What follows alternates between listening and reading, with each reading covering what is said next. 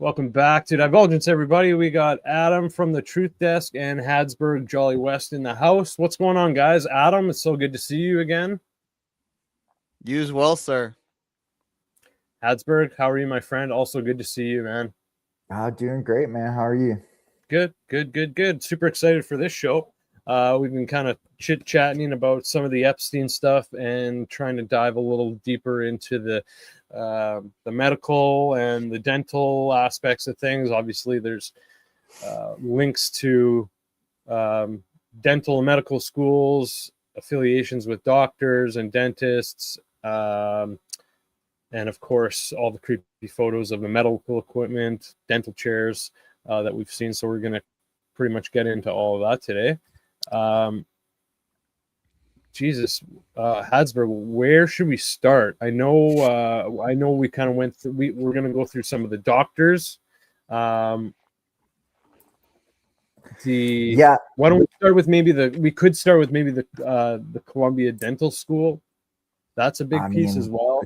That's a big piece. And I'll tell you, like, when I was doing my research, like you and I, we have made this whole list of all these doctors and stuff, and I got completely sidetracked from it, like, because I started going down this insane rabbit hole, and we should start with the dental stuff, and we'll get to this other stuff, but it's all about like anesthesia and using anesthesia to control consciousness and brain activity. I think that this is like major MK Ultra stuff, so the dental stuff is its own thing, but it led me on this like crazy path looking into like how Epstein was connected with the world of anesthesia and the study of like consciousness. So this is going to be a fun one to unpack. Yeah, man, for sure. So I guess let's start with the dental stuff. So, yeah. I mean, I'll start by pulling up some photos of some of the just ridiculous let's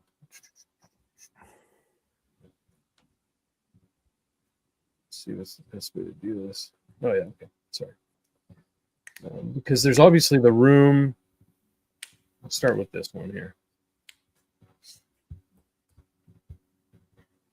There's obviously the room with the masks, which is super creepy. Yeah. And it also has, here we go, sorry. And it also has a dental chair in it.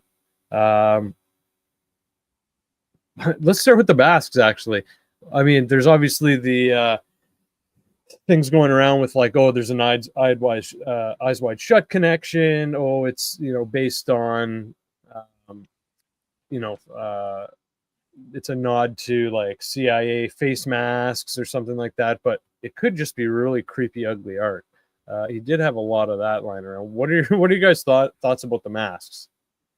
Because they're pretty shitty looking masks. Like in terms of like wanting to like actually be a face imprint or like a likeness of someone. Yeah. What do you guys think? Well, I mean, I think it has something to do with, I don't know if they were like to remain on the walls or if like whoever was doing like the dental work or, like administering like the drugs or the anesthesia was actually wearing those masks and like changing them out, like for somebody who's like under the influence of nitrous oxide. I'm guessing that like nitrous is one of the main things that they were deploying. But like that would be pretty disconcerting to like have somebody, show up with this like, false mask, in your face and then changing their faces every time you like open your eyes and, or just seeing, like these faces on the wall, I mean, depending on what kind of drugs they might have been given, like it might have looked like they were like coming to life or laughing at them or, you know what I mean? Like, some kind of like, effect that had to do with like the drugs that they were administering, because I think that was a really big part of all of the dental stuff, was the anesthetics, and really like using this to experiment on people's brains as much as in their mouths. Yeah, that's true, man. And just kind of thinking back to like the eyes wide shut thing, that's pretty freaky too. So yeah, if you're like drugging some people up and trying to freak them out, like, yeah, that's a pretty good way to do it, especially if you're like trying to mimic some sort of altered consciousness or altered state. Yep. And it looks like they're on nice, easy hooks so you can grab them on and off. So, yeah, it looks like, I mean, it looks like they're just ready to hop on yeah, and you're off, right. kinda. You're right. The one thing I will say too is, like we talked about last time, Jordan, there was that 5-week gap between his Yes. arrest and the raid on the island. So, like anything that we see from this, I always take as like it's the stuff that's there is what was allowed to be collected. So they Okay. clearly let that be collected. It's like, was it always up? Was it, one example of something that I did verify was always up is that picture of a baby holding an onion in his kitchen. Have you seen Okay. that? I have. Yeah. That was, I saw in one of the files, there was a picture of a girl that had a cake and that was in the background. So it's like, okay, that was always there. So clearly they didn't plant everything, but the when I first saw those masks, what came to my mind was maybe they're death masks, which a death mask was a thing that they used to do in like the 1800s. When someone would die, they would put like plaster over their face and create a mask of them. But I mean, it's Okay. really speculation. I mean, there's no context. I've never heard any victim accounts. It's creepy as all hell to Yeah. have those masks up there. It's very creepy, and maybe that's part of the point of it. To just, you come into this room as a young girl and you look around and there's all these masks of these old dudes, With a dental chair. Yeah. Yeah. It could have been an intimidation thing. With Epstein was big on intimidation, power games, that kind of stuff. Yeah, that's true. And I'm curious too what like the lighting was like in that room. In any of the pictures, does it show like any of the lighting fixtures, or like that's another thing that they could have been using, like strobe lighting, or like certain kinds of like lighting effects that would make those masks look like they were Good point. But yeah, no, I'm not seeing any light fixtures. And yeah, Adam, just want to maybe you can I think you pretty much said it already, but just to highlight what we talked about last time, because that was a great thing that I learned from you. So props to you that there was that timeline that between his arrest and all the kerfuffle and the actual search and seizure of evidence. So yeah, a lot of time and a lot of opportunity to do whatever they needed to do to write or rewrite whatever narrative. Yeah, I mean, it's very clear that we don't have a real FBI in this country. They're easily co-opted. You can see that from the Charlie Kirk case. You can see that from this. Even going back to older things like the Oklahoma City bombing. But the whole Epstein thing is really it's really in your face. They didn't seize the evidence that they saw at his New York residence, never raided his island, never raided his Palm Beach residence, never raided his Ohio house. French authorities didn't raid his Paris apartment until after his death.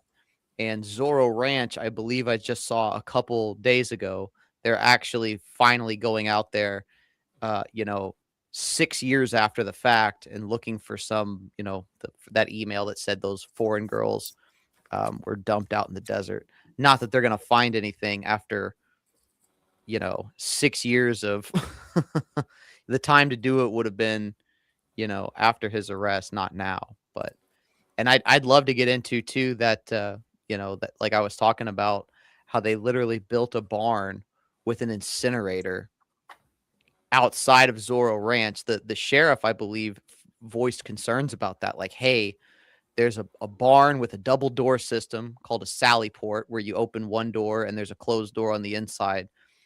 And they had an incinerator there. So they were literally burning evidence there.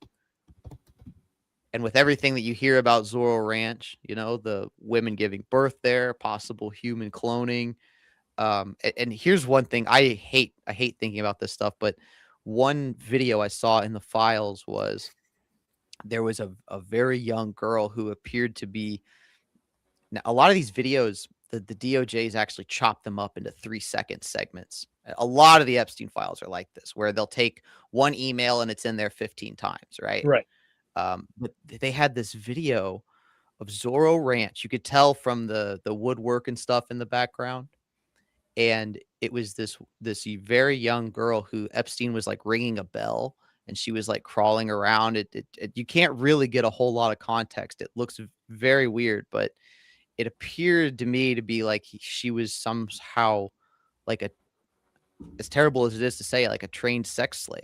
And Yeah, man. I think that's what he was doing out there. I think he was getting young children and training them from the time they were first born, and then they would basically be, you could have somebody come in with their private jet and purchase one of these, essentially brainwashed sex slaves.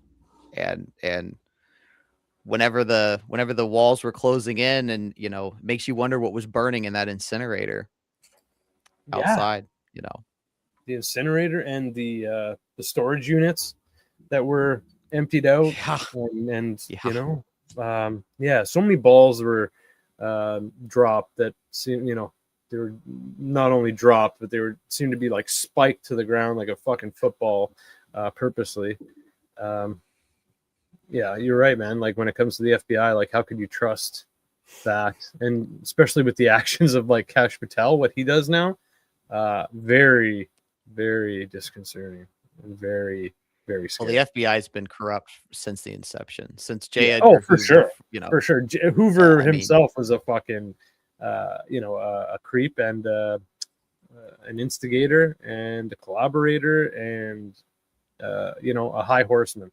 So yeah, he was nothing but drama and corruption. Absolutely. Yep, and he trafficked in blackmail too. That was one of his big things. That was his thing. He almost reinvented the term blackmail, man. Like he was ruthless. And especially to think that he was like a cross-dressing gay man. Allegedly, yeah. Allegedly, yeah. You're gonna drop that? Allegedly, yeah. Oh, right. I don't know. I haven't looked into it. I think that's fairly confirmed. Definitely a gay man. Yeah. But yeah, well, he was definitely gay. He was definitely gay. Yes, that part. He was working on these compromise operations with Roy Cohn, who was Donald Trump's mentor. Trump's mentor. Yeah, in the blue room at the Waldorf Astoria. I mean, they'd have these parties, and Roy Cohn would host them. So that's crazy. Another great guy. But I think that there was, in terms of what was going on at Zorro Ranch, I mean, I think a lot of it also had to do, not just like obviously like breeding for, like programming sex slaves, but I mean, I think that they were doing, like eugenic research, like, like things like cloning, things like using CRISPR to, like that, Epstein funded, George Church's research on CRISPR. And, I think that they were making modified humans, possibly, using like Epstein's own, like genetic material as, like the basis, I mean, who knows? To me, it's kind of like, if y'all have ever seen the movie, Boys from Brazil, or read the book by Ira Levin, but that's kind of, yeah, I mean, that's kind of my, take on Zorro Ranch, is that it's like sort of like a Boys from Brazil type, operation, where they're like trying to, engineer, in the movie it was Hitler, but let's say, engineer like an Epstein clone, or, whatever. And then, like use them for, for programming sex slaves, or for harvesting organs, or for, I mean, they could have used them for anything. There could have been, who knows how many of these, children, creatures, whatever might have been produced. So I think there are a lot of layers to what was going on out there. Very true. And I just want to point out too, for people watching, I'm usually pretty skeptical of things. I try and debunk everything before I'm a bit more critical with I love conspiracies, but I'm critical with it. But this Zorro Ranch thing is one thing that I kind of put off for a while until now. I'm pretty convinced that there was some kind of human breeding program going on there. And if you just look at too, like people say that people could have been trapped on his island. Well, I don't even know how far it is from St. Thomas to his island, but you could see St. Thomas. Like you could, if you were a proficient enough swimmer, you could probably make it. You could maybe yell at a boat that's passing by. Sure. Zorro Ranch was like 40 miles from a town with like 20 people. I mean, you are out in the middle of nowhere in the high desert. The temperatures out there can get up to 110 degrees. You're not making it but a mile maybe with, you can't just go walking. So you are effectively trapped if you were there. I mean, yeah, it's a good point.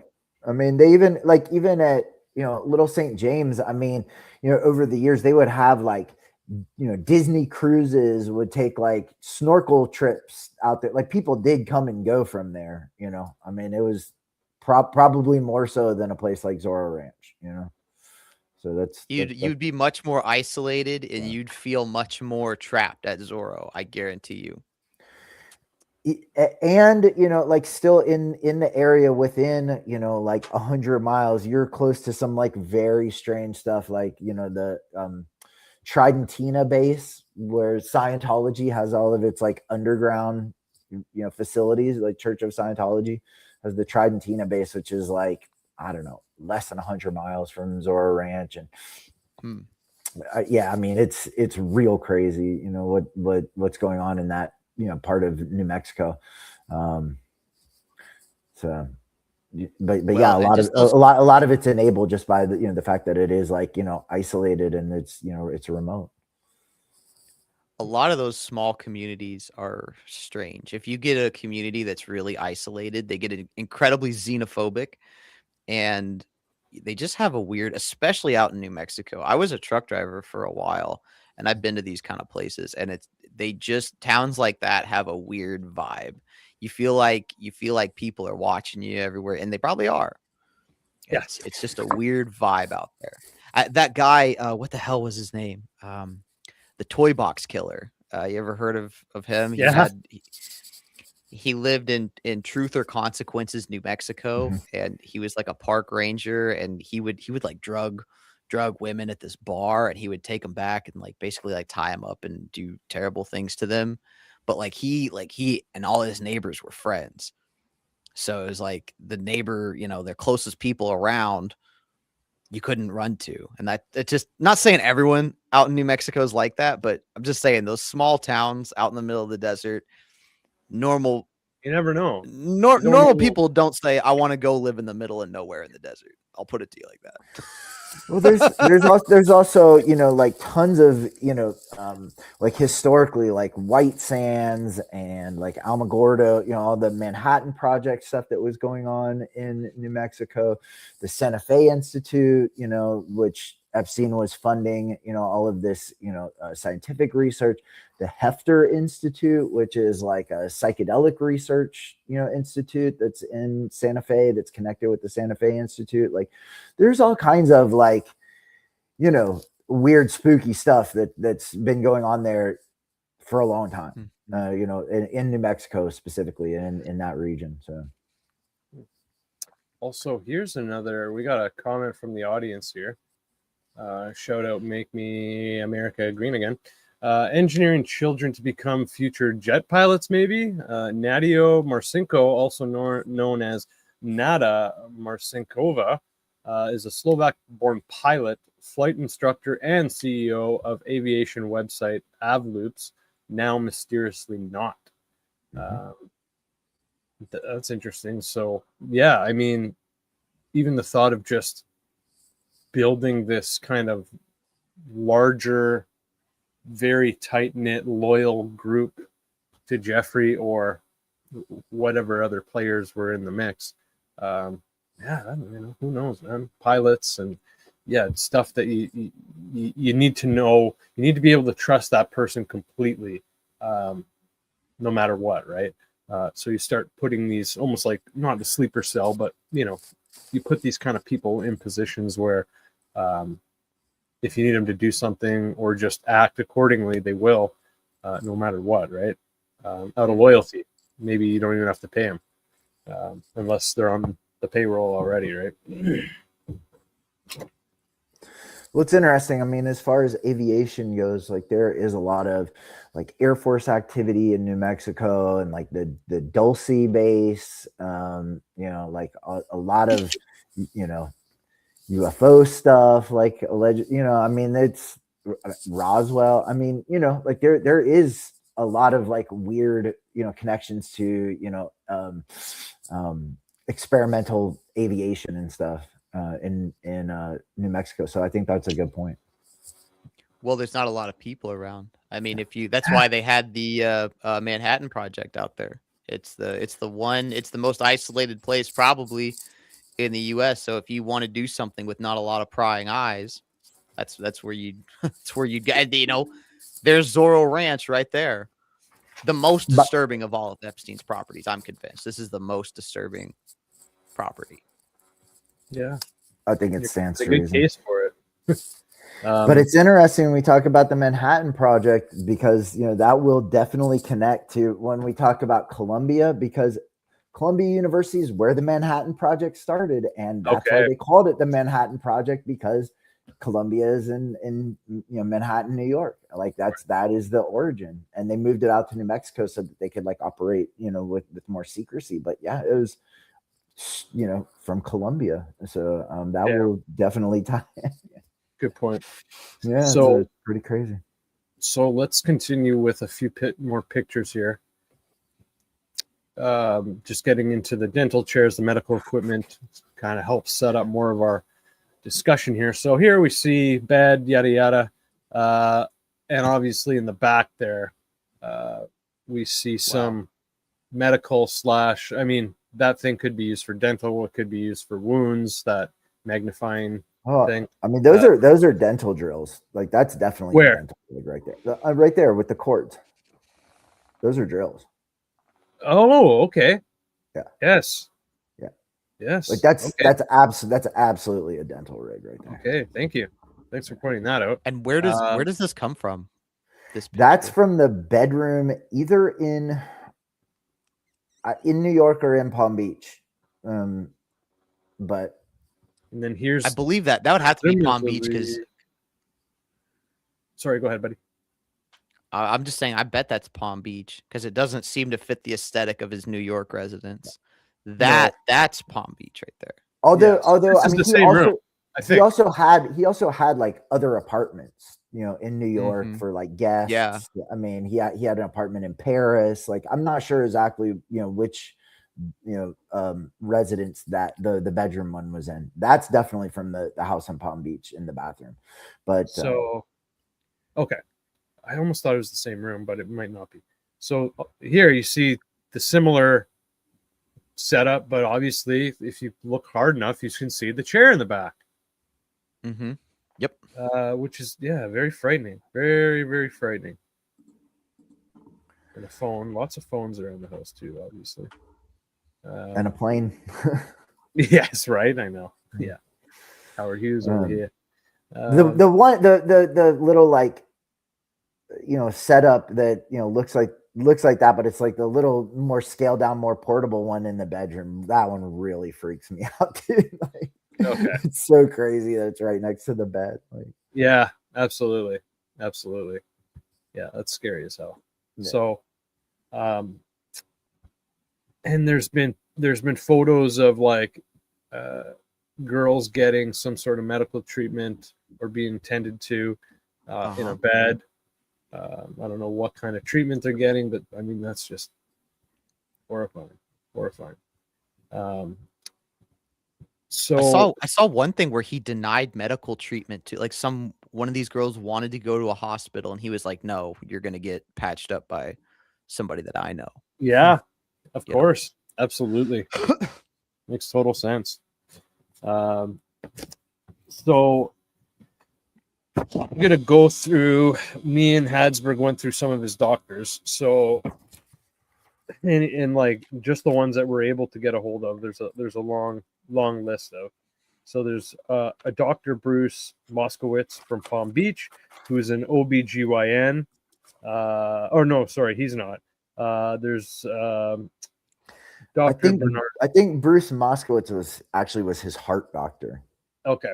If I'm not mistaken, his I believe cardiologist. you're right. So he's in Palm Beach, and then there's Bernard Kruger in Manhattan. There's a Dr. Adam Romoff who works with a Dr. Susan Yale. I can't remember if there's one couple and the doctors are married, and then there's another one where they're, I think, brother and sister. So they're both OBGYNs in New York. There's Stephen Victor, who's a dermatologist. There's Dr. Windsor. Oh, yeah, here we go. Dr. Windsor Ting of New York. And brother and sister, or brothers with Dr. Jess Ting, who's a plastic surgeon in New York. This is my favorite one. Dr. Roni Shimoni from New York. And he...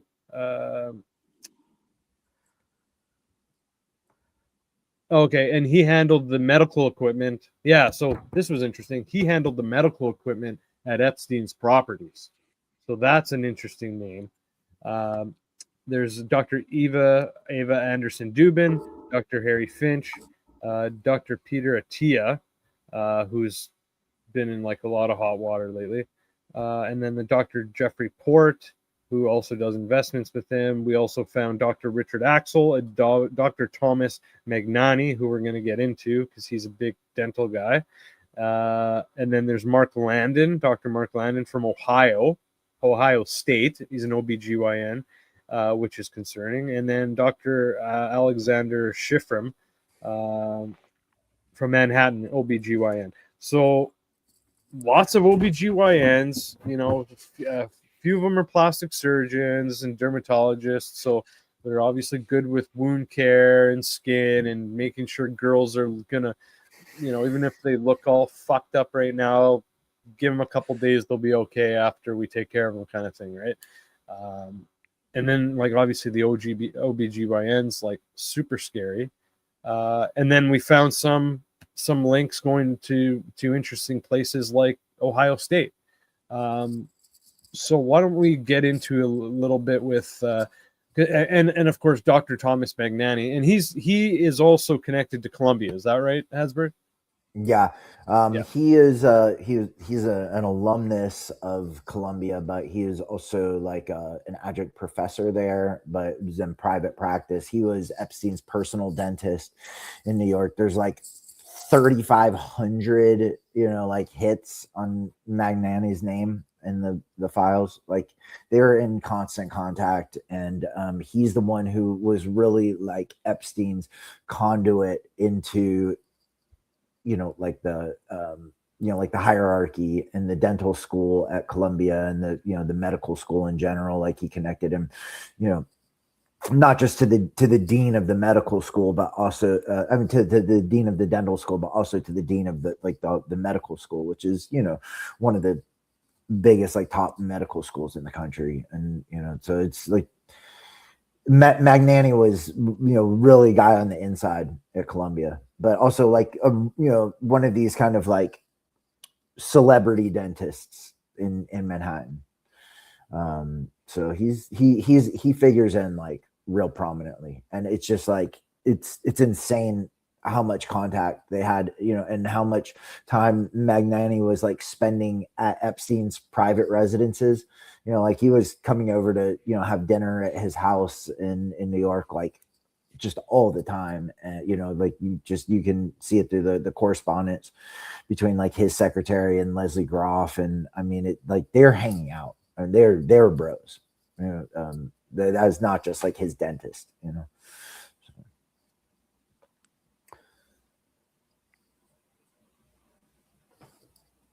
Jordan, I think you're muted. Yeah, I can hear you now. Thanks, sorry. So, like you said, there's I think I gonna butcher this probably. Letty Moss Salatinge. So that was the vice dean who Epstein bribed.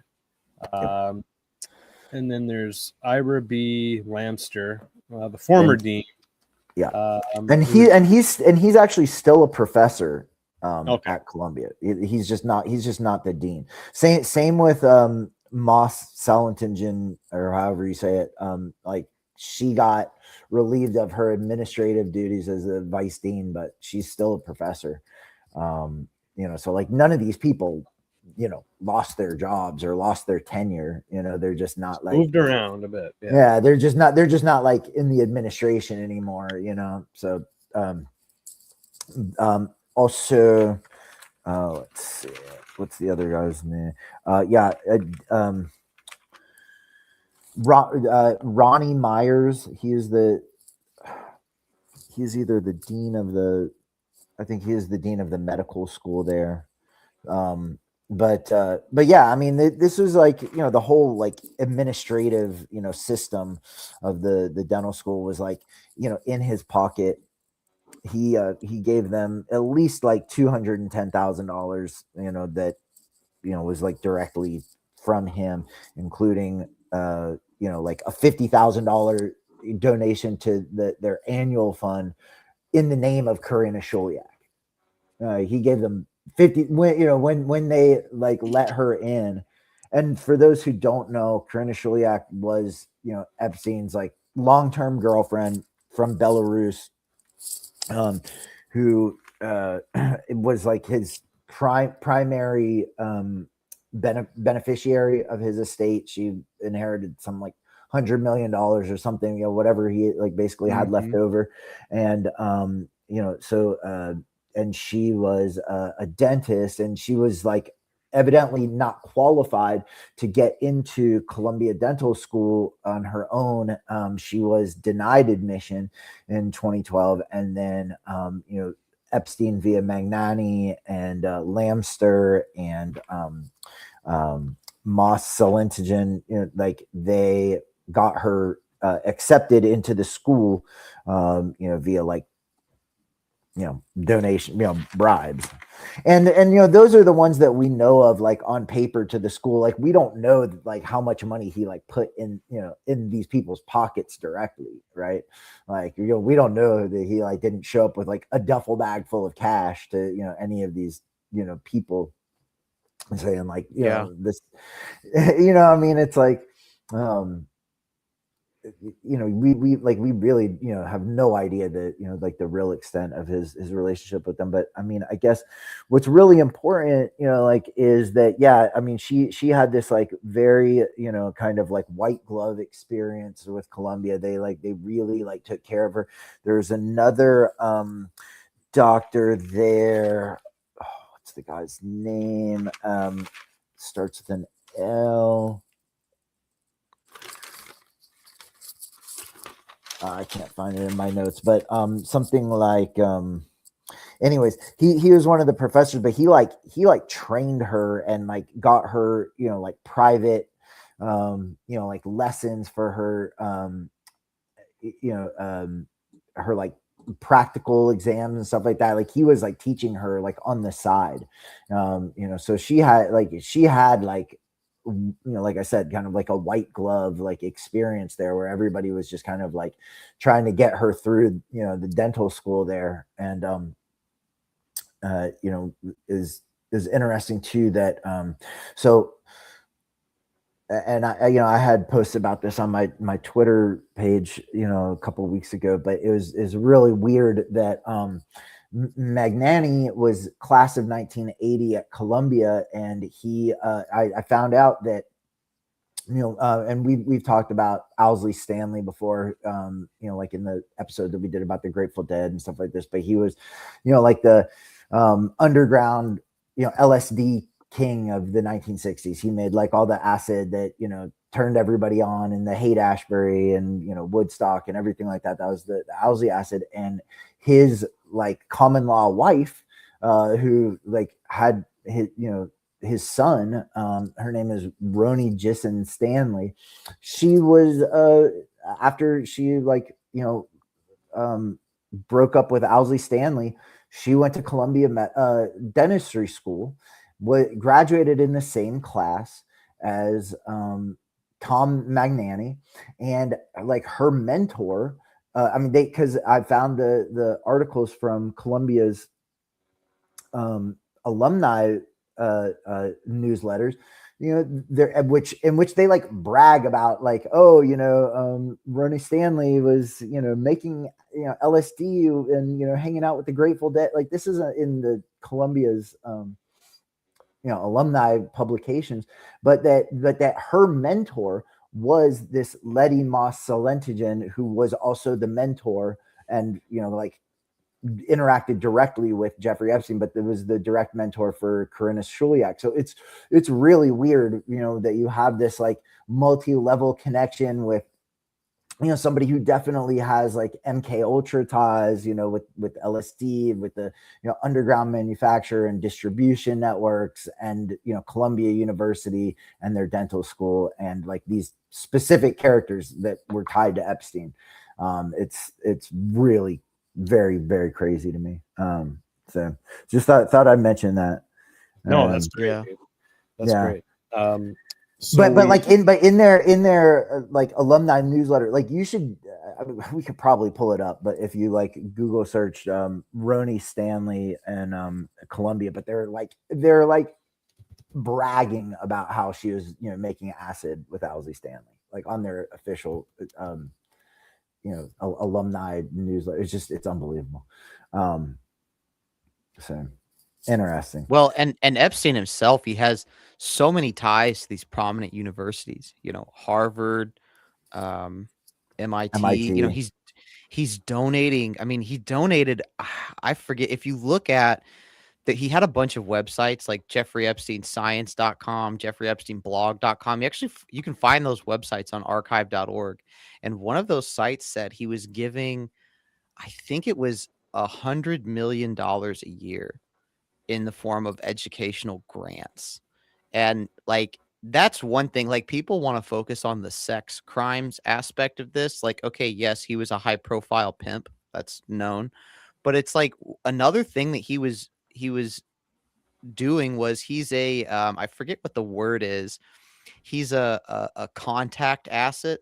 Basically, like if an intelligence agency wants information or they want something from somebody like, say, Prince Andrew or Bill Gates, like the CIA or the Mossad can't just approach Bill Gates. So tell them to go fuck themselves. So they use somebody like Epstein who knows all these people already.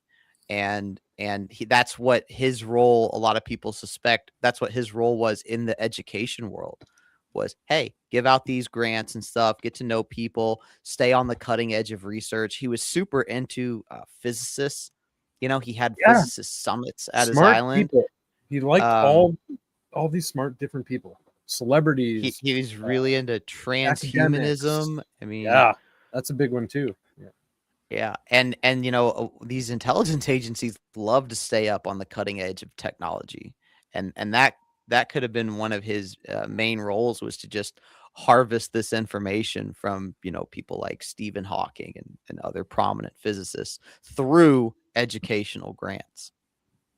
Well, they gave Hawking what he wanted, apparently. I think not just like harvesting the information, but like, having an influence in the like nature of, the research or, like the development of technologies, and, saying like, this is how we want this to work. And, this is what we're thinking. And, if you pursue these kinds of things, like I'll fund, this kind of stuff. And, but yeah, I mean, and the, like, again, like the funding of like the physics research and the like the quantum stuff, like it starts getting into all of this like consciousness research that he was funding, and which has this direct link in with this anesthesia, and we can get into that here in a little bit. But I mean, it's unbelievable how all of this stuff, and it's all the same people that are connected with like science, technology, research, drugs, like mind programming. It's it's like these closed loop networks. It's really it's unbelievable. So Yeah, and he could also be asking some of these people for advice for his own little experiments, right? So we've going back to some of the stuff we were getting into. There's the medical equipment and the dental chairs. So through all of our looking, we can confirm that we know of at least 2 dental chairs, one on the island, one Palm Beach. And then there's, tons of different pictures with various medical equipment and whatnot. And then another thing to note, which we're going to get into with like anesthesia and stuff, like all this, he had all this nitrous oxide too, right? And really? all these, masks and stuff to give put people to sleep, or who knows what he was doing with it, and who knows what other like drugs he was dealing with. Me and Habsburg were kind of bouncing some different ideas of like what's with all the dental stuff. It's definitely more than just like practice for his girlfriend. We kind of bounced the idea of changing dental records, changing identities, and then Habsburg was said an obvious one that I, for whatever reason, didn't think of right away, but torture, right? Pulling teeth, drilling teeth. You can do, if you've seen The Running Man, The Marathon Man, way better movie. You can really do some freaking damage with a drill or with whatever when you're poking into teeth or nerves or cavities or roots and nerves. And yeah, it just makes me squirm thinking about it. And most people have fear-based responses to like dental visits and stuff. Yeah, that's it's a general more so than any other medical profession or anything like that, because like your teeth are like the closest thing. Your mouth is like right next to your brain. Like any kind of pain or any kind of sensation that's going through your like dental nerves is going like straight into your brain. It's scary, and it's so painful, and it's something that we're talking about for since like time immemorial, that people have used for like coercion, like literally, like they say, like, oh, it's like pulling teeth, like that's what they like mafias and criminals do to extract information. Like they get into your mouth, they'll pull your teeth out, they'll break your teeth, like things like that. That's like, that is torture. And yeah, I think that like using those dental drills and things like that, that's a way of like getting information to also to like control people's minds and say, okay, we're gonna do this to you, we're gonna scare you, this like trauma-based mind control, like literally using like dental implements and stuff like that. You got like Dr. Giggles was another like Hollywood movie, right? With the psycho dentist. But there's and then there's like the whole world of dental implants, right? We're like, we know that the CIA has historically used dental implants, and like recruited dentists to do stuff like Dr. Giggles. You remember that movie, Dr. Giggles? My bad. Sorry. I'm like, what's with all these wieners? All right, Dr. Giggles. Yeah. Anyways. But yeah, they're creepy, dude. It's scary stuff. And so like, but they use like dental implants, is like to transmit like radio signals, to like use as like listening devices, as tracking devices, like before everybody had a, you know, a cell phone in their pocket, they were using like dental implants to, to use as like, you know, tracking devices and stuff like that. So, you know, like That's an interesting point. I never thought of that. yeah. I mean, and not just tracking, but like, you know, to send like radio frequencies or other kinds of signals into a person's mouth that you could like actually, you know, like hear like inside it, like the voice to skull kind of stuff, in like in getting a signal in your teeth is like, you know, something that you can like auditorially hear. But also if it's like a two-way transmitter, they could put some kind of like listening device into your teeth and be able to like hear your conversations too. Right. So, you know, like it's like these dental implants have been you know, a real serious like technology for, you know, gaining information, you know, from through like intelligence networks. And that's, you know, that's something that, you know, we would have to consider in this case too. Like why are these people so, you know, interested in dentistry? Why is he trying so hard to get like his girlfriend, his like person that he trusts probably as much as anybody, like including like Ghislaine Maxwell, you know, like into, you know, like dental training, like some like his most trusted asset, you know, becoming a dentist. Like there's really something there. Like why are they so invested in that? So, and then there's the whole aspect of like, you know, the drugs that they use, you know, anesthesias, but also like, you know, the benzodiazepines, painkillers, you know, things like that. Like, you know, they get people like really drugged up and in a highly suggestible state, you know, to perform dental procedures. And so, you know, like this is a, you know, like a conduit, a pathway for like, you know, mind control, mind programming, is using these drugs. And so that's, you know, that's another really big part of it. And that's what got me into this, you know, research, you know, about Epstein's connections with anesthesia, specifically as relates to like the study of consciousness. And you know, like I will hold off until you guys are ready for that. If, you know, see if you guys are, you know, have anything else you want to add. No, let's jump right into it, man. And Well, I just want to say, go ahead, yeah, I Adam. want to say on the dental thing. So the point about the dental implants possibly being tracking is interesting, or the listening of conversations, or maybe as a receiver to play, you know, messages in someone's head. Again, I do say that I am pretty critical of stuff. And in my opinion, a lot of times the simplest explanation is the most likely.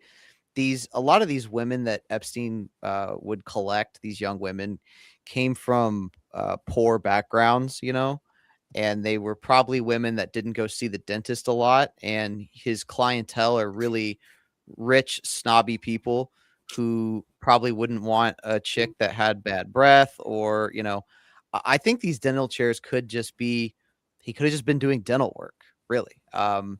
Because, or another thing I thought too is maybe he was adding braces, right? Like you get someone that's kind of young looking and then you add braces and it makes their marketability go up. That's a good the point. You Yeah, could be now doing all of this shit, right? like what Habsburg pointed out, his girlfriend was a legit dentist, Karina. You know, she was a legitimate dentist. So I think part of it could be dental work, but you know, again, we don't have a lot of information, so all this stuff's possible.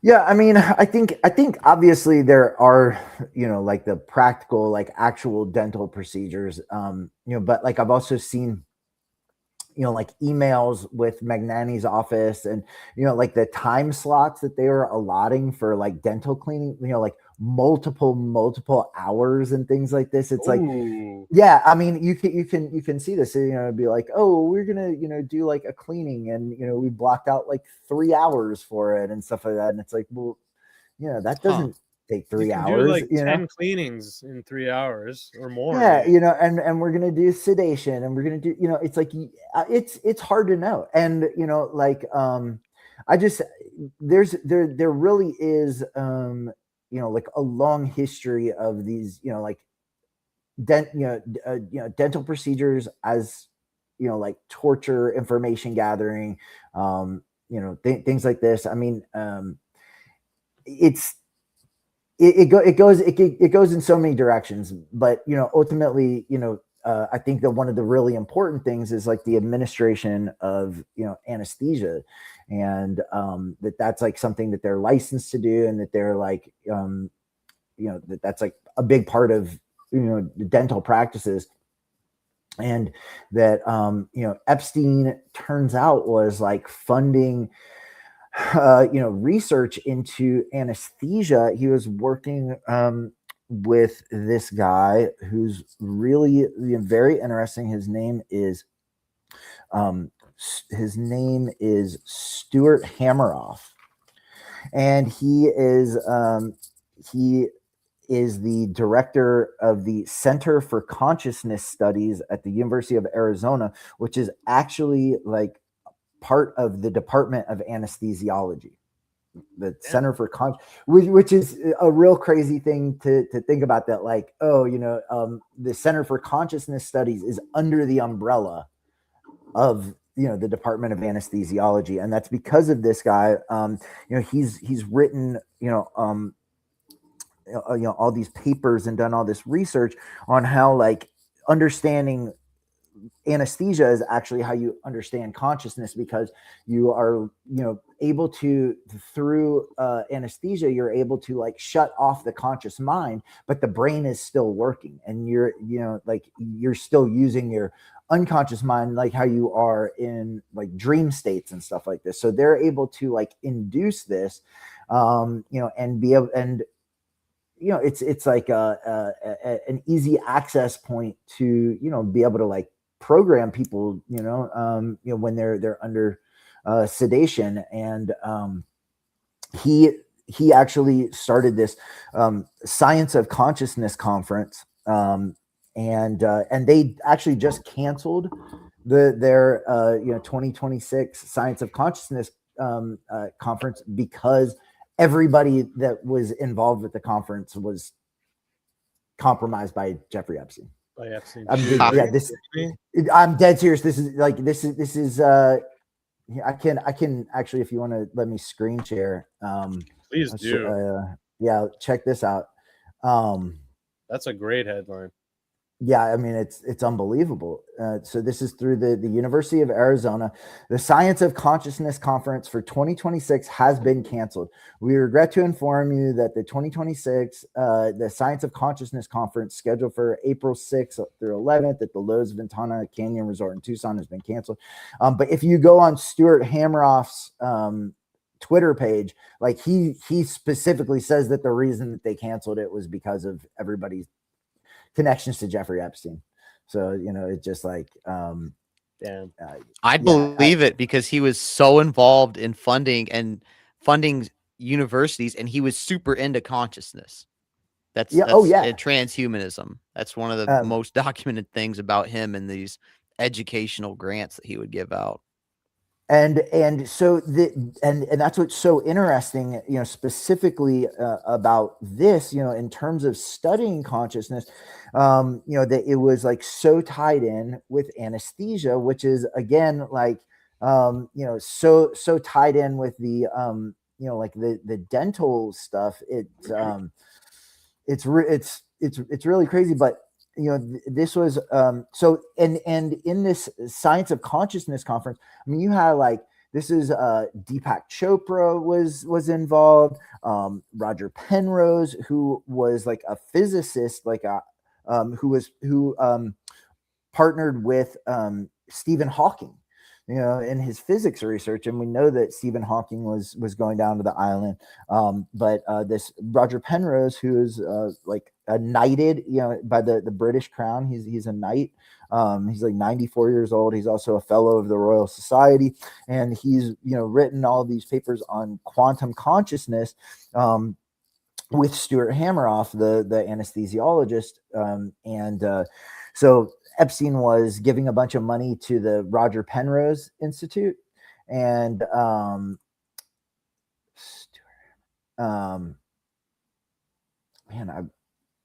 I want to find this from this Hammeroff guy, and because hang on just a second. Yeah, man. just by going through these photos, like it's so obvious that like how they're grouped together. It seems like they've clawed so much back, and they're just like, okay, we'll give them a bit of this, a little bit of that, a little bit of this. It's unbelievable. Yeah. Okay. Here we go. So can I share this now? You just got to pull that one down and then stop screen. Right. There you go. I'm getting better at this. Oh, buddy, you're my boy. But okay, so this is the guy. This is Stuart Hamroff, right? And just zoom in a bit so people can see. Oh, sorry, if you can. I don't usually use Twitter on my desktop, so I'm not really sure what I just did. Here we go. All right, so this is him. I'm a retired anesthesiologist and professor and active consciousness researcher at the University of Arizona. So he's the one who you have the tweet? Yep. Yeah, hold on just a second. Oh, sorry. Can you see like me, typing this in and? Oh, buddy, we see it all. Yeah, we're on your ass, boy. So, from Stuart Hamroff.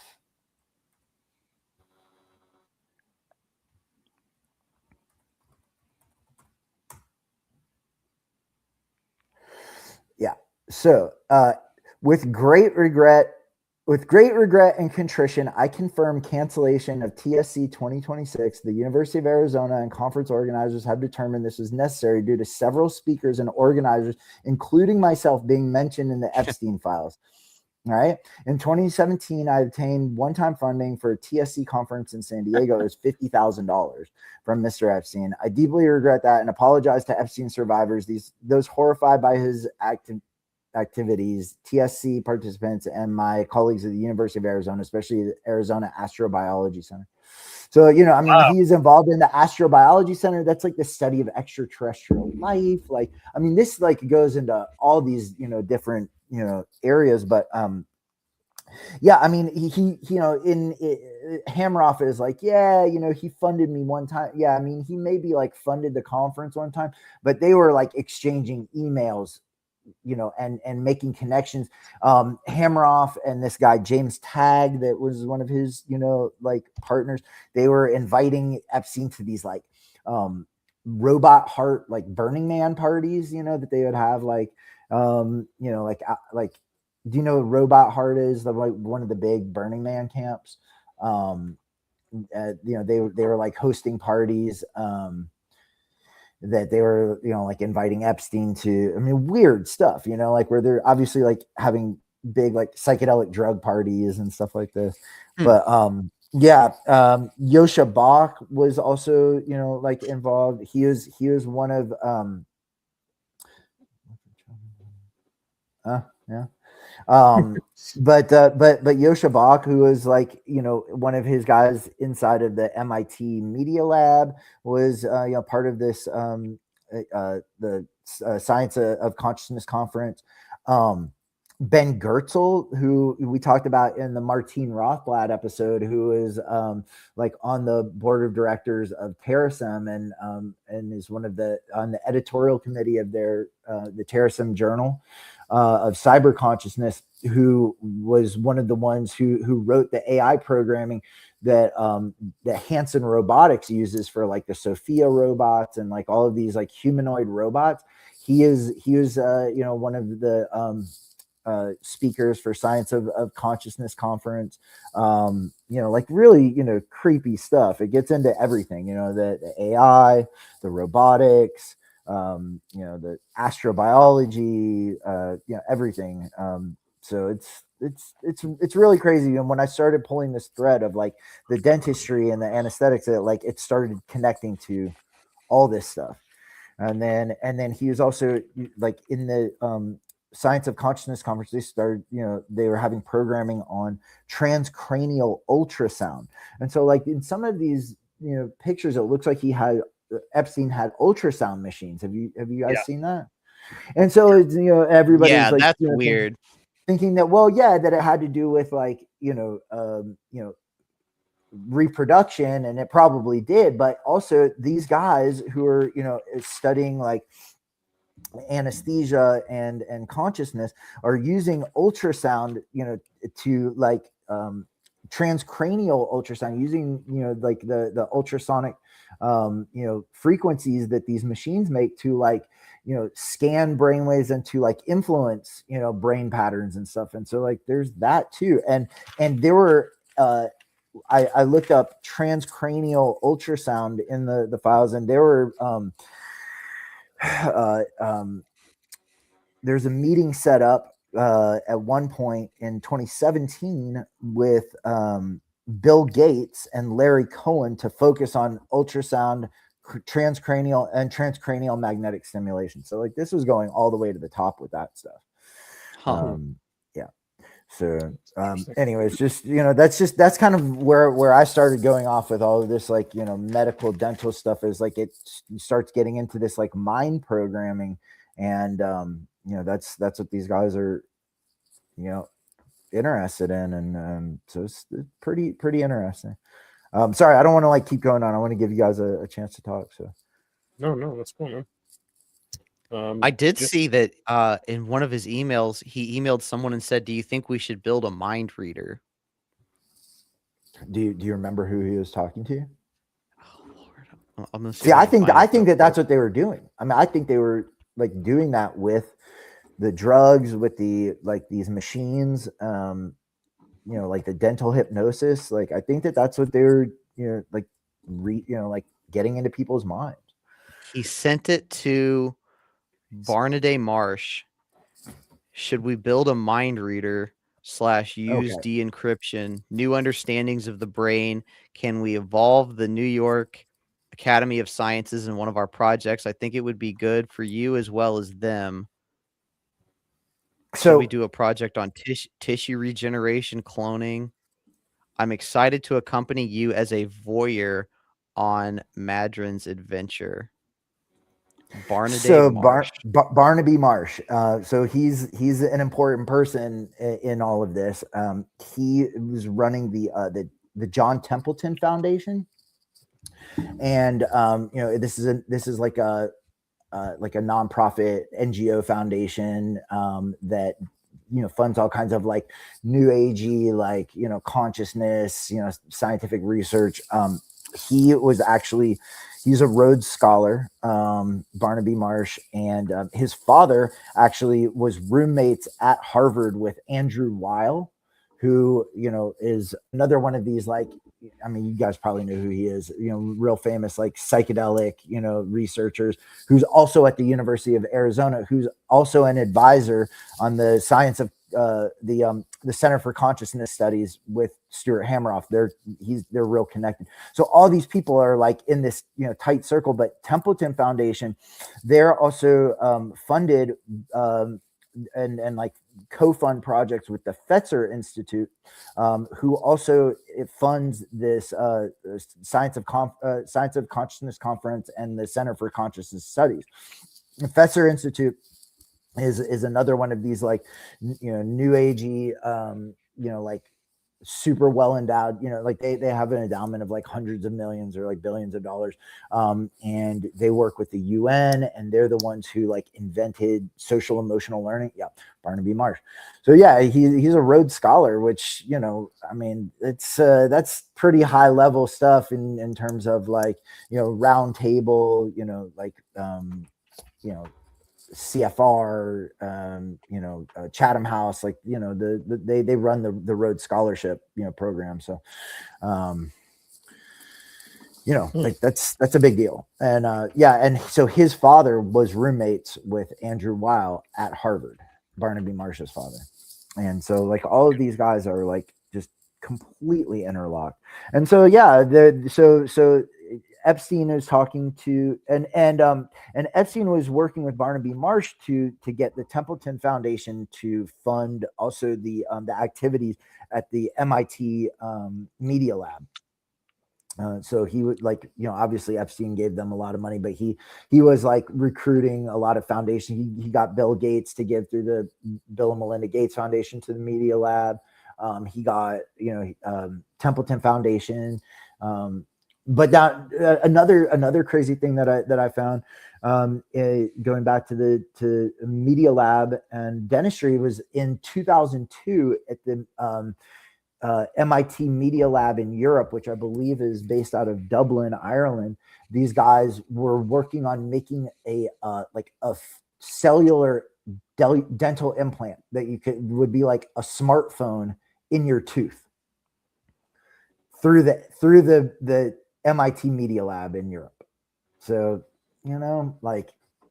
Sketch. I don't know if Epstein was funding that, but it's just another one of these things where it all seems to like tie together.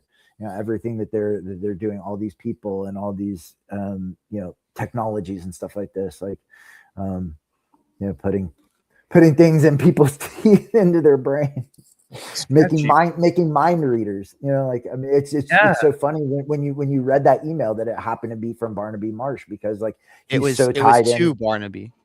It was to him. It was Epstein right, talk. Yeah.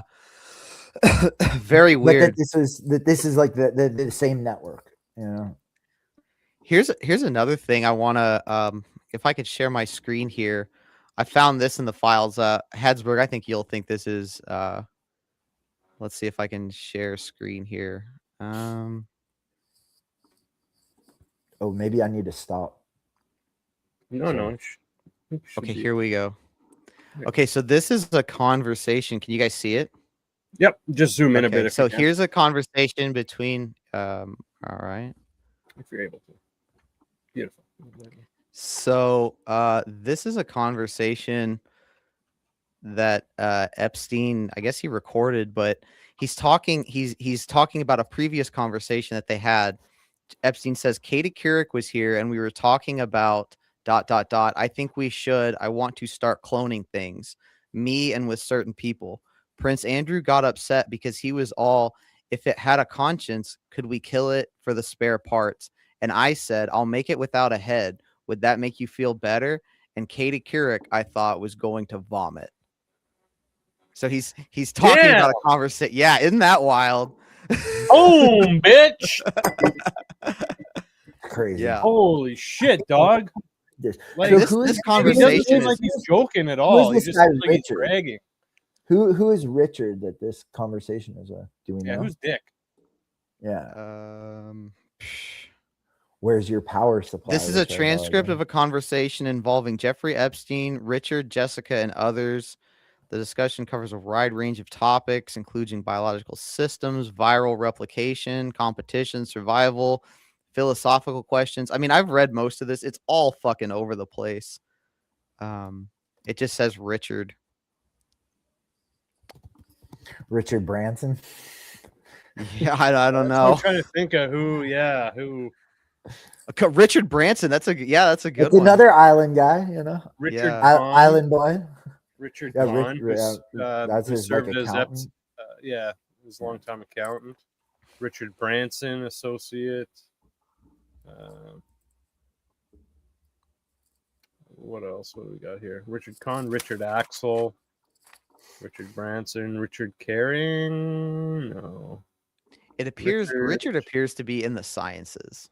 He would be somebody that's involved in sciences. But I thought that was very interesting when I read that Epstein's just like, oh yeah, we'll just clone something and we'll not put a head on it. And yeah, I mean, this gets into some real dark. And Katie Couric was present at this conversation, allegedly. Right? With Prince Andrew. Yeah. Yeah, with Prince Andrew. Yeah, exactly. Katie Couric, Prince Andrew, and yeah. But to Couric's credit, it seems like Katie Couric wasn't on board with the unethical things they were talking about. True. She was there for some reason. She was there though. Unreal. Yeah. Well, and Epstein was, the whole human cloning thing was really popular in the late 90s. And then I think Bill Clinton signed a bill that put the axe on, human cloning in the US.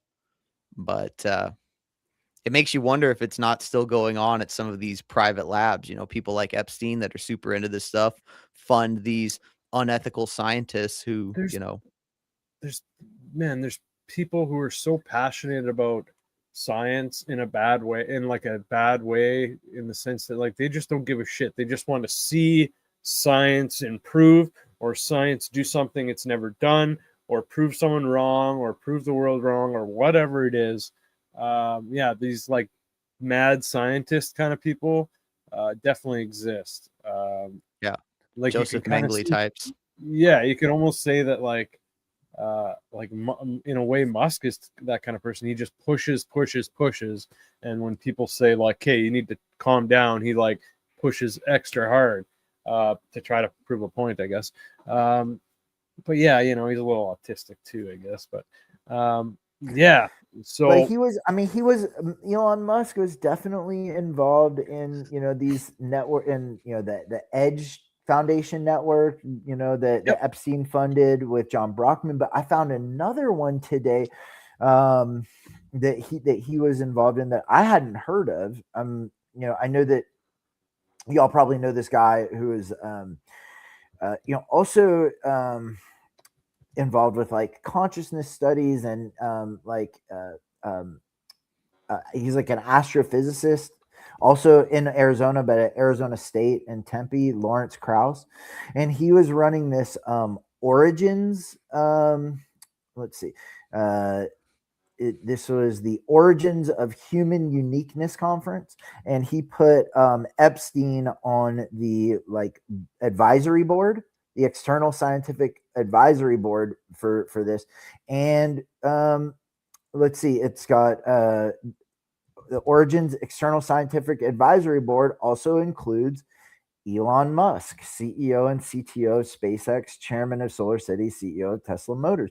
So that's pretty interesting. This is like a direct connection of an advisory board that they were on, via Lawrence Krauss, who was also like a big sex creep, and got like kicked out of Arizona State for being a sex pest. But that's another interesting, like, they were sitting on this same board together, like that. I hadn't never heard of anybody mention that before, and I thought that was a really interesting find, him and Musk. Yeah, that's crazy. And then and also John Mather is the senior astrophysicist of the Goddard Space Center, which is part of Columbia University. So there's all of the, they're all like tied in together. Another guy from MIT is on this advisory committee. It's just another interesting thing, because we're just kind of making some Stephen comparisons. Oh, there you go. I think he was mentioned in the chat as well, but there's also another guy with an island who's into like transhumanism and wants to live forever, is Peter Nygard. He's in jail in Canada now. But yeah, he was also like, if you kind of take away all the contacts, and yeah, very similar to Jeffrey Epstein in many different ways. So it's I guess that's something we got to watch out for when people get too rich and they buy islands and start running these crazy cults and just do these damaging things. It's unbelievable. Have you seen that video with Peter Nygard with those, like, which one? When he's asking to buy. Yeah, and he's like, yeah, he's like, this works best with like black women, and like the dark black skin, and like you'll make the best like products. You've seen that video, right? Yeah, for sure. I've seen quite a few Nygard documentaries. So yeah, let me see if I can find it real quick, because that's Oof. Have you guys ever seen the? There's a guy who. Basically he was like really prolific with donating to sperm banks, and he's got like thousands of children. There's a Netflix documentary about him. In that, what I found was really interesting was he went to somewhere in Africa and it's like this place in Africa would pay white people to go and donate sperm. They would put you up in a hotel, and it just makes me wonder who the hell in Africa wants white sperm that much. It makes me wonder if that was some sort of, and I want to do some investigation into it, because I wonder if that facility was involved in, maybe some kind of human breeding or something. Because if you were going to do something like that, something unethical, it would have to be in probably some sort of African country. I mean, you couldn't set that up in the United States, or, No. Yeah. Britain or He somewhere. You'd was- have to go. Go ahead. I mean, you'd have to do something like that somewhere where, you could maybe pay some bribes. And it's just really weird to me that people in Africa would want to make a mixed baby, essentially, Yeah, it's ridiculous, man. He was part of a group of like a few of these, like, I don't want to call them influencers, but that's what they do, is they see how many people they can get impregnated, and like there's a group of them that focus specifically in Africa.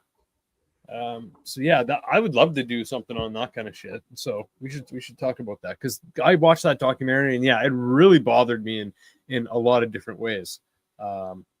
Jonathan Jacob Major is what his Yeah. name was. Yeah. Crazy, man. Unbelievable. I believe, here we go. I got the Nygaard video. Let's see which one works. We'll go with this one.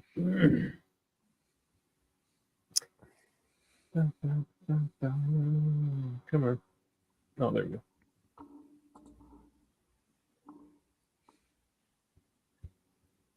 Yeah, that one.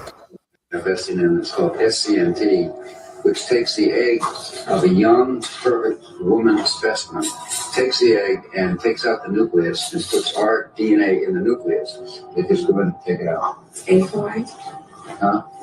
Jesus. Yeah, and this is part of this genetic greatness that we don't see in any other race on the planet. These curvy, sexy black women from Africa. Negroes have a kind of a monopoly on this genetic perfection, and we want some of that.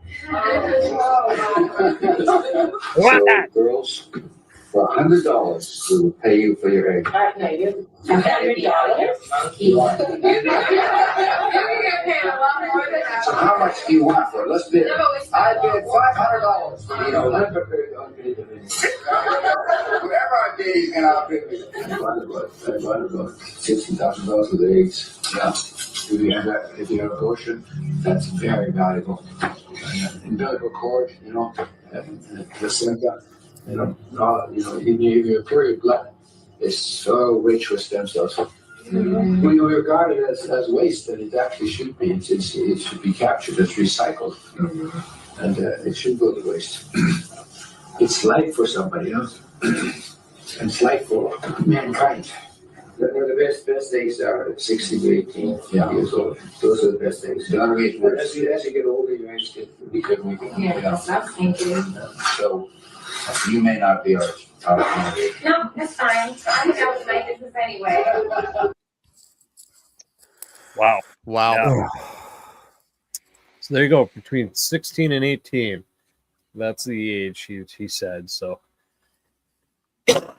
It's so hard to watch that. It's so awful. It is. Yeah, I It mean, is. I've seen it before, and it's like, and you see like the expressions on those girls' faces. yeah, they're like, what did we get? What kind of talk did we get into here? Horrified. Well, and those guys don't look like friendly guys either. They look like guys that would make you very uncomfortable. Absolutely. Oh God. Yeah. Yeah. Yeah. Peter I Nygaard. feel like you can just tell when someone's like evil and they've been evil for a long time. I honest to God feel like it does something to your physical appearance. I mean, just look at old pictures of John D. Rockefeller before he died when he was like 90. He looks like a fucking demon. True. Like, Absolutely. it's spooky. Yeah. Oh yeah. I think he was like like highly syphilitic too. I think that like, you know. Oh, really? Yeah. I think that really like contorted his. Buddy, why are you so rude to these old guys? Just kidding. Fuck You that know, guy. that's the, yeah. Oh Yeah, I God, think yeah. I think that's like what, you know, what caused all of the distortion of his face was this syphilis. But that's the origin of the term big wig, you know, like oh, he's a big wig, was because these like syphilitic old men, you know, they would like their heads would get all big and their hair would fall out, and then they'd have to like have Really? like these wigs made. Yeah, and you can tell in that picture that he's definitely wearing a hairpiece. Yeah, it's definitely a toupee. Yeah, for Yeah. sure. Yeah. I thought big wig was those big powder wigs that like old like English nobility would wear. You know. I mean, with you know, curls. it may have something Yeah. to do with that too.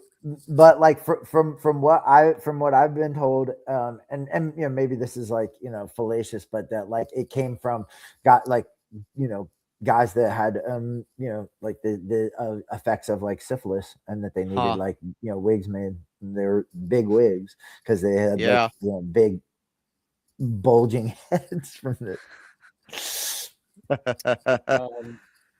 Have you seen the pictures of Epstein where he's got like the big sores on his mouth and stuff? Yes.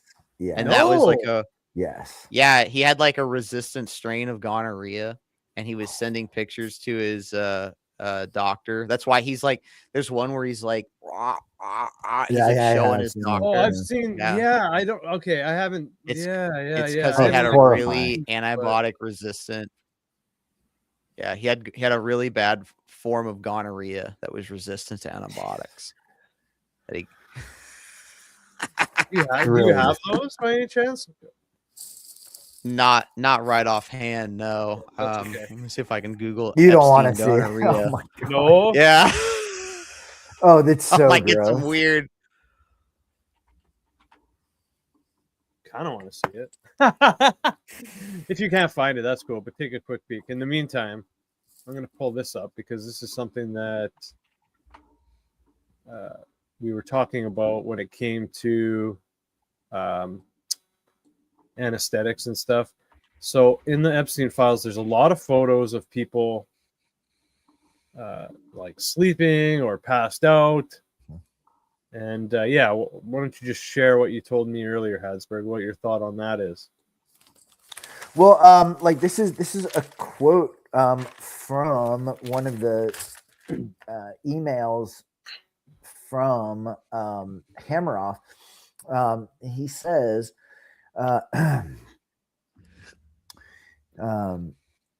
anesthetic molecules selectively erase consciousness, sparing non-conscious brain activities. However, the mechanism by which they do so remains unknown. So, I mean, and this is, you know, the guy who's, you know, the head of the Center for Consciousness Studies. You know, I think that, you know, what they're talking about doing is like shutting off your conscious brain and, you know, using like the, you know, the fact that like you still have access to the unconscious brain to, you know, like program people's minds, you know, to either like, you know, put, you know, like implant thoughts or to extract information, you know, like, you know, like, you know, being able to like coerce people, you know, to like, you know, say things that would like bypass their normal like conscious filters. I don't know, you know, like I think that that's, you know, largely one of the reasons that they're so interested in studying anesthesia as relates to consciousness, because that's how you like, you know, potentially control people's minds. Yeah. So, and to me, that's, you know, kind of specifically what they're saying right there when you know, he's saying, yeah, it shuts off the conscious mind, but you still have access to, you know, these like unconscious, you know, mechanisms. And so it's like when I started digging into this Hammeroff guy, I mean, it's we could probably do like a whole episode on this guy and what he's involved with and what he's doing. It is really, really bizarre. And you know, like he, you know, like he definitely got caught. I mean, you know, like everybody in his whole organization was connected to Epstein. He had to cancel his conference. Yeah, wild. So yeah, Yeah. there's some photos of people passed out. Whoops! How did that get in there? Oh, good grief. Oh, my mistake. Whoops! Ugh. They're all freaking Epstein's travel photos. My bad. But yeah, you get the point. You know, those could just be, you know, I mean, most of them are on a plane. They could Yep. just legitimately be sleeping on a plane. There is something to the programming of the unconscious mind. You know, Habsburg, you've talked a lot about MK Ultra, and you know, you read the original MK Ultra documents. They talk about substances. They want to get. We lose Jordan. They wanted Yeah, to get. literally. You know, keep going. They wanted to find substances that were all kinds of uses, not only mind control, but to produce euphoria. To Mhm. you know, there was a real explosion at that time of, you know, designer drugs, and I think it's where LSD came from. I think that's where MDMA came from. Truth serums, you know, sodium pentothal, that kind of stuff. And there's probably a lot of things that we don't even know about that they developed in that. So there is definitely something to those substances. Those specific pictures, in my opinion, being that they're all on the plane, I think they're probably just sleeping on the plane. But Yeah, We're I mean, all I don't all know on that. Right. I mean, I don't know that those pictures are necessarily indicative of what I'm talking about, but you know, I think that to your point, I think that this is what they're doing, and I think that that is, you know, like what MK Ultra is, and I guess, you know, my point being to, like, you know, tie it all together is I think that, yeah, I mean, Epstein was involved in sexual blackmail and child trafficking. He was involved in, you know, genetic engineering and transhumanism, and, you know, like also this MK Ultra, you know, like mind control. So I mean, there's just so many facets of what this, you know, operation was connected to. And, you know, I mean, he wasn't obviously the head of anything, but, you know, he, like you said, he was a connector between all of these different worlds. And, you know, the pink liquid, yes, didn't we talk about that pink liquid in one of our episodes in I the think we gate got into it a program? little bit. Yeah. Yeah, I mean, we should be trying to, you know, see if they talk about pink liquid in the Epstein files. I wouldn't be surprised.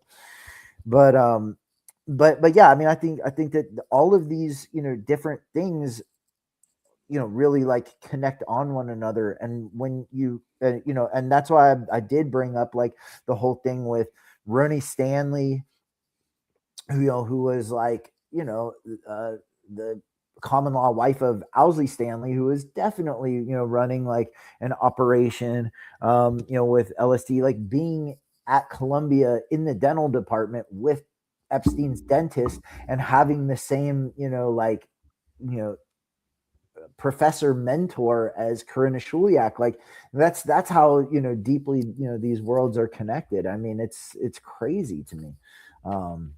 And there are like other, like Yosha Bach, who is at the MIT Media Lab. There's a really creepy, and he also is part of Hammeroff's Science of Consciousness conference. But Yosha Bach wrote this really creepy email to Epstein talking about using all these different drugs to there are many ways in which we can try to knock out denial as a coping behavior. You know, talking about like mind programming. We can increase awareness and familiarity with meditation, hypnosis, LSD, psychoanalysis.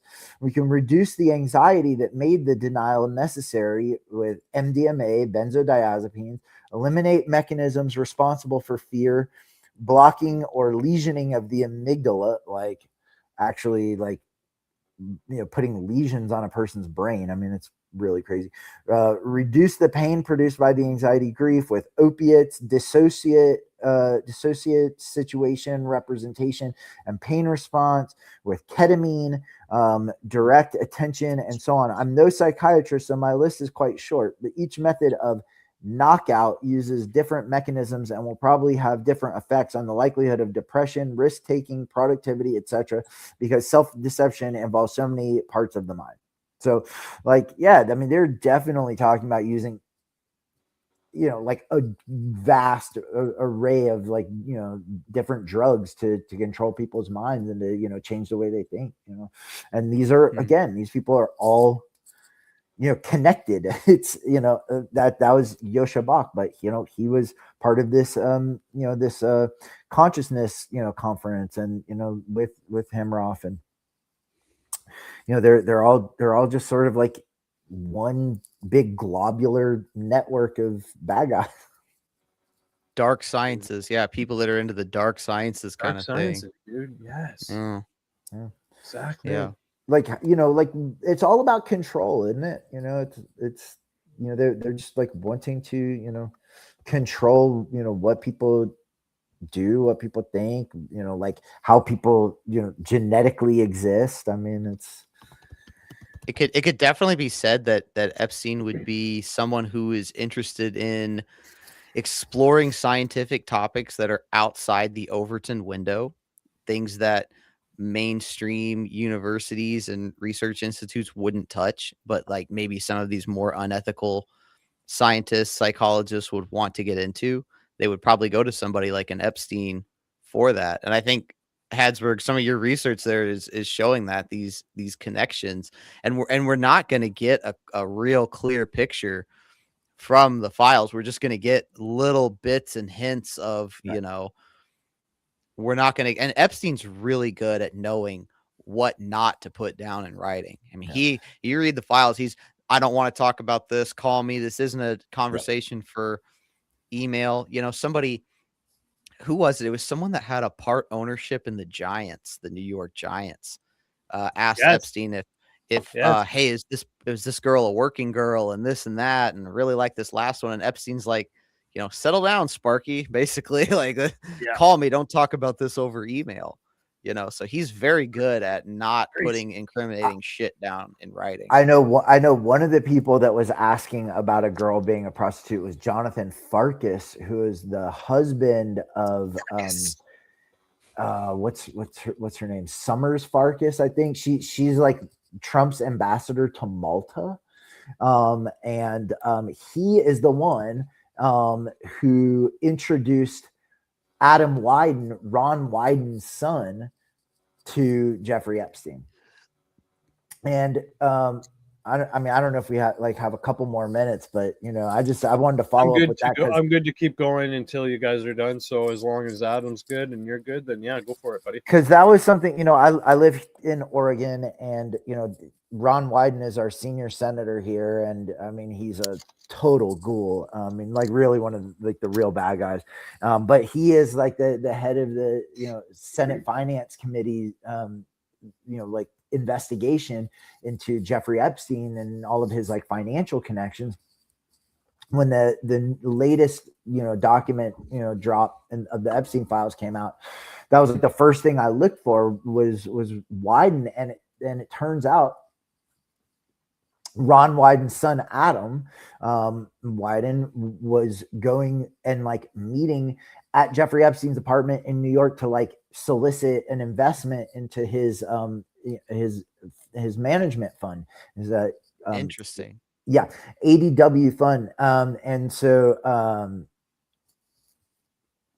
but Ron Wyden like had not acknowledged it. I just found out that like a couple days ago in the Oregonian in our paper here that they actually like brought this to, and as far as I know, and I'm not trying to like, you know, toot my own horn, but I think that I'm like the first person that, you know, like publicly, you know, like acknowledged that, you know, Adam Wyden was having meetings with Jeffrey Epstein, and it took like, you know, 6 weeks, and finally Ron Wyden was approached by, you know, our local media, and he said that he wouldn't comment on that.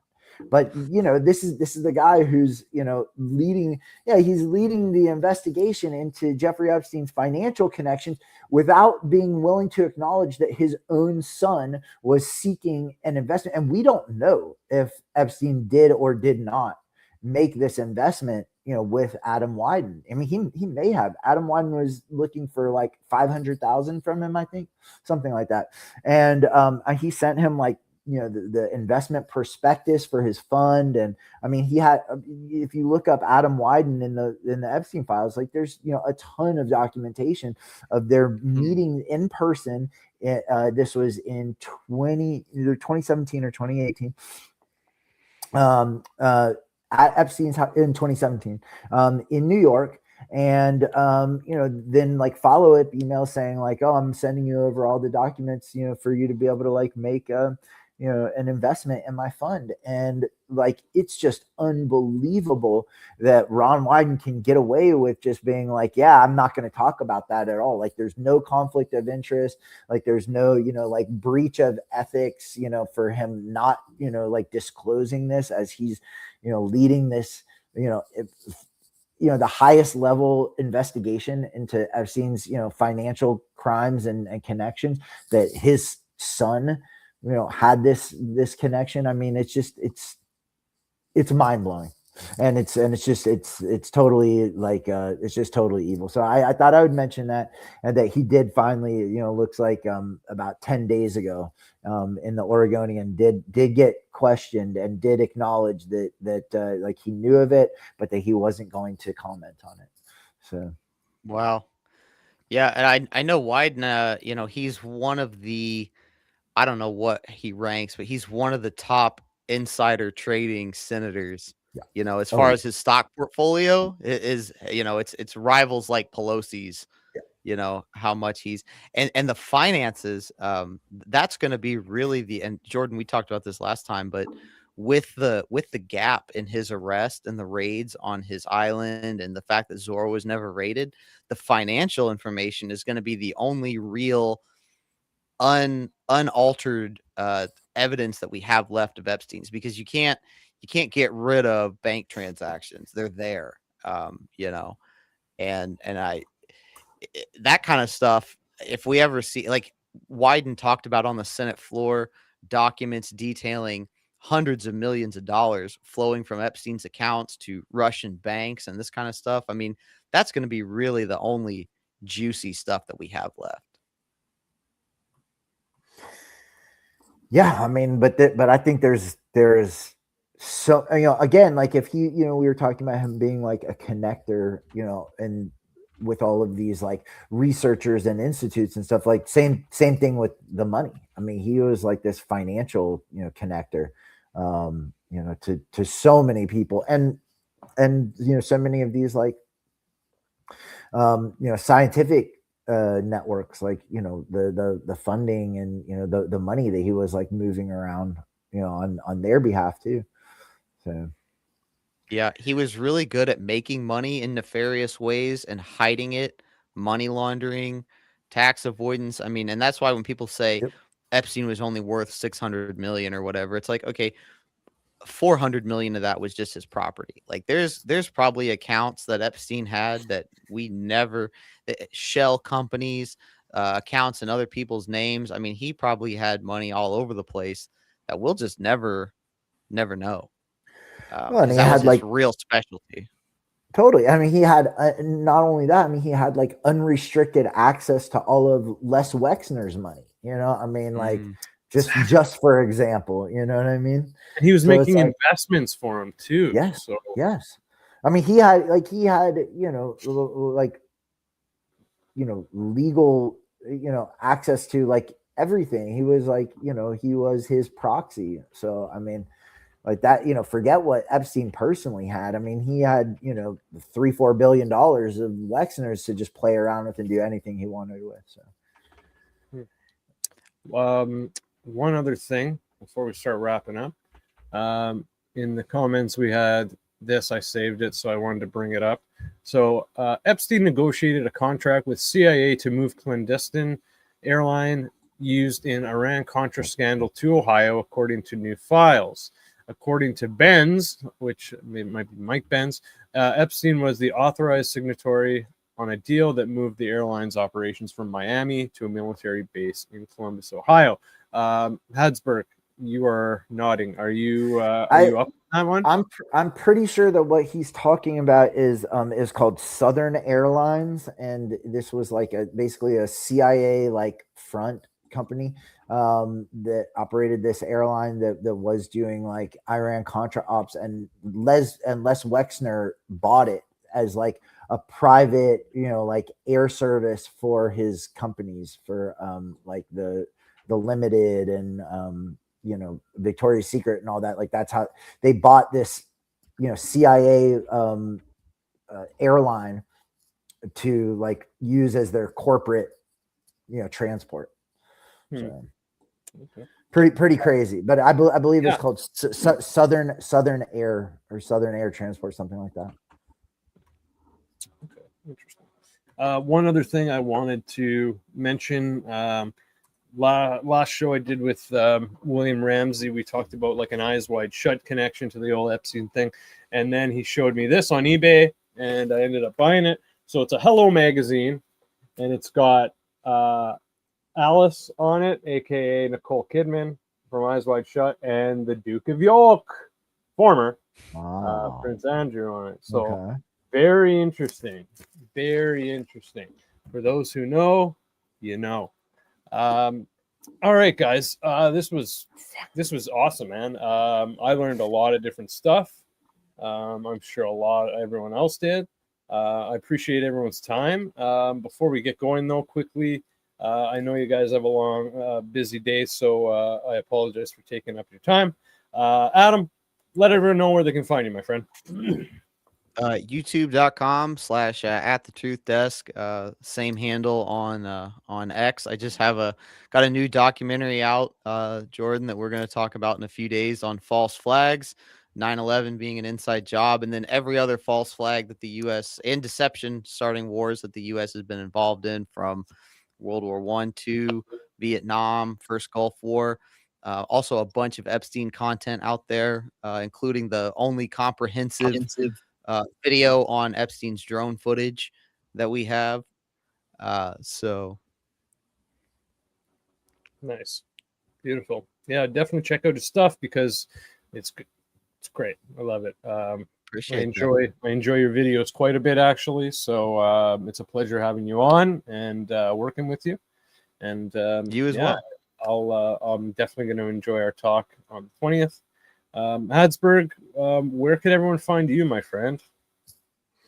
I just, have a Twitter page. It's at accountable to me, Habsburg Jawlly West. Just a little bit of this, a little bit of that, and like coming on here with Jordan, and we're doing some cool stuff. So yeah, man, absolutely, a lot of good stuff in the future. We did a fun show on Friday on JJ Vance's Operation GCD. If anybody feels so inclined, you can check that out on his channel too. That was fun. Yeah, that was good, man. All right, guys, thank you. Thanks again, of course, to all the listeners, viewers, watchers, supporters, subscribers. Please subscribe to the Divulgence podcast on YouTube, Spotify, Rumble, Apple, wherever you get your podcasts. And check the episode description for links and information for with our affiliations. And stay tuned. We got a lot of more great episodes coming. But until then, take care. Adam, Habsburg, thanks again, guys. This was great. So let's do more of this. Awesome. For sure. Thanks. Okay, peace, guys.